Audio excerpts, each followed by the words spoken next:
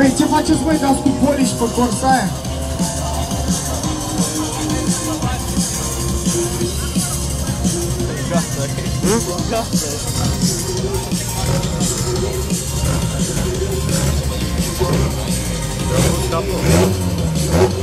Vine la start de la pole position, șeful! Corsa C20 LED, 200 de cai stoc și cu alte modificări ajuns undeva la 297, 29, 298 de cai.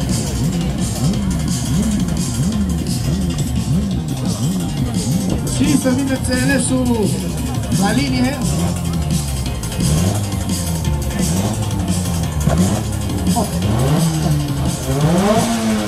Atenție la Santos, el o să vă dea startul.